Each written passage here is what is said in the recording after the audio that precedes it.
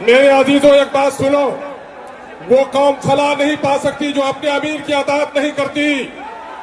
یہاں پر یہ بھیڑ نہیں ہے، یہ جماعت ہے، اور جماعت امیر کی اطاعت کا نام ہے۔ جس نے امیر کی اطاعت نہیں کی وہ جماعت کی بھیڑ کا تو حصہ بن سکتا ہے، جماعت کے فائدے سے وہ کبھی فائدہ نہیں اٹھا سکتا جماعت کی برکتوں سے۔ اس لیے امن و امان قائم رکھیے۔ اس وقت ایک بڑی مصیبت آئی ہے مسلمانان ہند پر کہ مسلمانوں کے جان و مال، عزت و آبرو پر ہر طرف ڈاکے ڈالے جا رہے ہیں۔ کہیں بیٹیوں کی عزت لوٹی جا رہی ہے، کہیں مسجدوں کے گنبد توڑے جا رہے ہیں، کہیں داڑیاں نوچی جا رہی ہیں، کہیں ٹوپیاں اچھالی جا رہی ہیں، پارلیمنٹ میں تمہارے خلاف قانون بنائے جا رہے ہیں، ایڈمنسٹریشن میں کامل فیصلے لیے جا رہے ہیں۔ یہ موقع ہوش کے ناخن لینے کا ہے نوجوانوں، جوش میں صرف آنے کا نہیں ہے۔ ہاں یقیناً جوش بھی ضروری ہے، لیکن ہوش کے ساتھ ہم جوش کا مظاہرہ کریں گے۔ مصیبت کیا ہے جان رہے ہو؟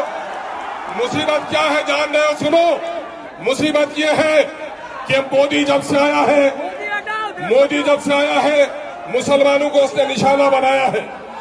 وقف کا کالا قانون سے پہلے یاد کرو، شریعت اسلامیہ کی روشنی میں طلاق کے قانون پر ڈاکہ ڈالنے کے کام کیا نااہلوں نے، پھر NRC کے نام پر مسلمانوں کو نشانہ بنایا گیا۔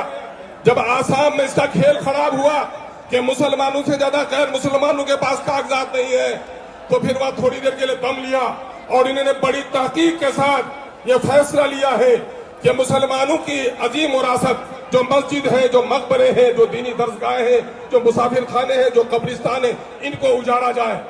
اس کالے قانون نے گویا مسلمانوں کی نہیں، اسلام کی جڑیں اکھاڑنے کی سازش کی ہے۔ ہم آج عہد کرنے کے لیے آئے ہیں، اس ملک کی سرحد کو بچانے کے لیے ایک نہیں کروڑوں استغفر اللہ حاضر ہیں، ہم گردن کٹانے کو تیار ہیں۔ ساتھ ہی ہم یہ بھی عہد لیتے ہیں کہ اس ملک کے آئین کو بھی اگر کسی نے توڑنے کی کوشش کی، ایسے ظالموں کا پنجہ ہی نہیں موڑیں گے بلکہ اپنی گردن کٹانے کے لیے تیار ہیں۔ اور ساتھ ہی یہ بھی عہد لیتے ہیں کہ مچھلی پانی کے بغیر زندہ رہ سکتی ہے، لیکن مسلمان شریعت اسلامیہ کے بغیر زندہ نہیں رہ سکتا۔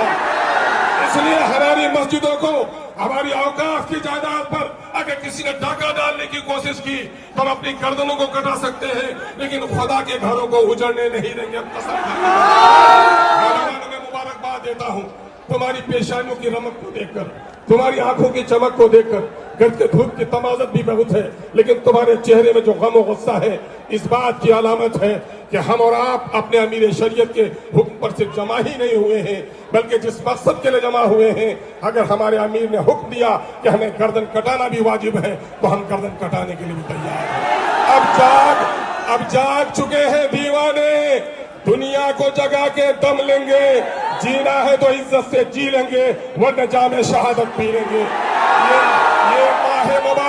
یہ ماہ مبارک محرم کا ہے، یہی مہینہ ہے جو حضرت امام علی مقام نواز رسول حضرت امام حسین رضی اللہ تعالی عنہ نے باطل کے شمشیر پر اپنی گردن کو دینے کے لیے تیار ہوا، لیکن باطل کے ہاتھ پر ہاتھ دینے کے لیے تیار ہوا۔ ہم بھی یاد کرتے ہیں انقلاب